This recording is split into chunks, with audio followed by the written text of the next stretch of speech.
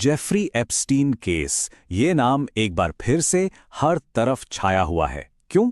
क्योंकि हाल ही में लाखों दस्तावेज सामने आए हैं और इनमें दुनिया के कुछ सबसे बड़े नाम शामिल हैं। तो सवाल ये है कि आखिर ये सब हो क्या रहा है। चलिए इसको आसान भाषा में समझते हैं। 35.5 लाख, सोचिए जरा इस नंबर के बारे में।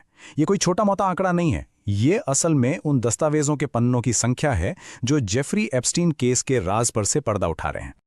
तो हुआ ये कि 30 जनवरी 2026 को अमेरिका के डिपार्टमेंट ऑफ जस्टिस यानी डीओजे ने एक ऐसा कदम उठाया जिससे पूरी दुनिया में सच में एक तूफान सा आ गया। उन्होंने एप्स्टीन केस से जुड़ी वही 35.5 लाख से भी ज्यादा पन्नों की फाइलों को पब्लिक कर दिया। और सुनिए, ये सिर्फ कागज नहीं थे, बिल्कुल नहीं। इन 35.5 लाख पन्नों के साथ साथ 2000 वीडियो फाइल्स और करीब करीब 1,80,000 तस्वीरें भी थीं। इसका अंदाजा इस बात से लगाया जा सकता है कि इन फाइलों को देखने के लिए लोग इतने उत्सुक थे कि जैसे ही ये रिलीज हुई, डीओजे की वेबसाइट ही क्रैश हो गई। इतना ज्यादा ट्रैफिक। तो जाहिर है जैसे ही इतने सारे दस्तावेज पब्लिक हुए, इसका असर पूरी दुनिया में होना ही था। और इसकी सबसे बड़ी वजह थी इन फाइलों में मौजूद बड़े बड़े जाने माने नाम। इस तूफान की पहली चपेट में आया ब्रिटेन, और वहां भी सीधा शाही परिवार का एक बहुत बड़ा नाम सामने आया, प्रिंस एंड्रयू का। और इसका नतीजा ये हुआ कि रॉयल फैमिली पर पब्लिक प्रेशर इतना ज्यादा बढ़ गया कि प्रिंस एंड्रयू से उनके सारे रॉयल टाइटल्स छीन लिए गए। लेकिन ब्रिटेन में ये सियासी भूचाल यहीं नहीं रुका। एक और बड़ा नाम उछला, लॉर्ड पीटर मैंडलसन का, जो वहां के एक काफी मशहूर नेता हैं। उन पर प्रेशर इतना बना कि उन्हें अपनी लेबर पार्टी से ही इस्तीफा देना पड़ गया। और बात शायद यहीं खत्म ना हो। ऐसी खबरें भी हैं कि अब अमेरिकी कांग्रेस भी उनसे पूछताछ के लिए बुला सकती है। मगर यह मामला सिर्फ ब्रिटेन तक सीमित नहीं था। टेक इंडस्ट्री से लेकर ग्लोबल पॉलिटिक्स तक दुनिया भर के कई मशहूर चेहरे इन फाइलों में सामने आए। यहां तक कि भारत के प्रधानमंत्री का भी एक जिक्र था, जिसे भारत सरकार ने आधिकारिक तौर पर खारिज कर दिया।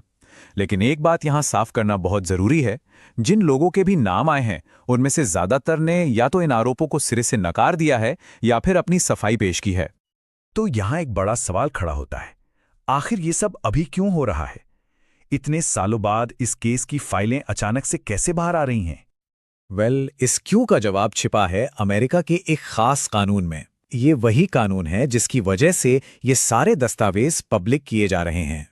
अच्छा, जो लोग इस मामले से ज्यादा वाकिफ नहीं हैं, उनके लिए एक छोटा सा रिकैप। जेफरी एप्स्टीन अमेरिका का एक अमीर फाइनेंसर था जिस पर बच्चों के यौन शोषण और सेक्स ट्रैफिकिंग के बहुत गंभीर आरोप थे। 2019 में उसकी जेल में मौत हो गई, लेकिन ये केस आज भी लोगों के बीच एक बड़ा मुद्दा बना हुआ है। तो ये सब कैसे हुआ, इस टाइमलाइन से समझते हैं। देखिए, 2019 में एप्स्टीन की मौत होती है। इसके बाद अमेरिकी कांग्रेस एक एक्ट पास करती है जिसका नाम है एप्स्टीन फाइल्स ट्रांसपेरेंसी एक्ट। और इसी एक्ट के चलते दिसंबर 2025 में दस्तावेजों का पहला सेट रिलीज होता है और फिर जनवरी 2026 में अब तक का सबसे बड़ा डेटा डंप होता है। अब आते हैं इस कहानी के सबसे जरूरी हिस्से पर। यह समझना बहुत बहुत इंपॉर्टेंट है कि इन फाइलों में किसी का नाम आने का आखिर मतलब क्या है, क्योंकि इसको लेकर ना बहुत कंफ्यूजन है। जब इन फाइलों को देखा जाता है तो एक चीज साफ दिखती है, बहुत सी जगहों पर काली पट्टियां हैं, मतलब जानकारी को काला कर दिया गया है। इसे रिडैक्शन कहते हैं। इसका सीधा सा मतलब है कि कुछ जानकारी को कानूनी वजहों से जानबूझकर छुपाया गया है। तो सवाल है, ये जानकारी छुपाई क्यों जा रही है? जो आधिकारिक वजह दी गई है वो है पीड़ितों की पहचान को बचाना, जो बिल्कुल जरूरी है। साथ ही लाखों पन्नों को रिव्यू करना भी सोचिए कितना लंबा और मुश्किल काम है। लेकिन यहीं पर एक कंट्रोवर्सी भी शुरू हो जाती है। कुछ रिपोर्ट्स ऐसी भी हैं जो कहती हैं कि कुछ जरूरी फाइलें अजीब तरीके से गायब हैं, और इससे कई नए सवाल खड़े हो जाते हैं।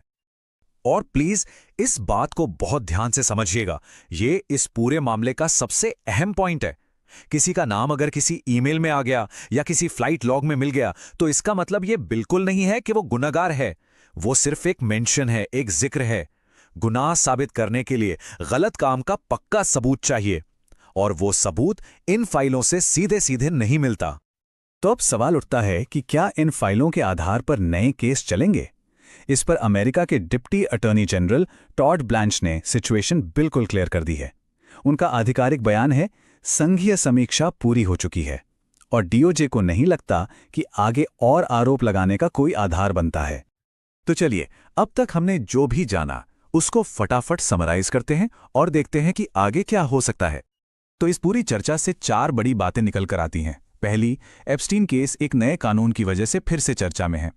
दूसरी, इन फाइलों के सामने आने से दुनिया भर में सियासी और सामाजिक भूचाल आ गया है। तीसरी, और ये बहुत इंपॉर्टेंट है, कि किसी का नाम आने का मतलब उसका गुनहगार होना नहीं है।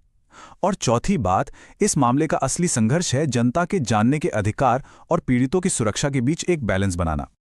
और आखिर में ये पूरा मामला हमें एक बहुत बड़े सवाल के साथ छोड़ जाता है कि आखिर लोगों के राइट टू नो यानी जानने के अधिकार और पीड़ितों को इंसाफ दिलाने के बीच सही बैलेंस कैसे बनाया जाए। ये एक ऐसा सवाल है जिस पर सोचना बहुत जरूरी है।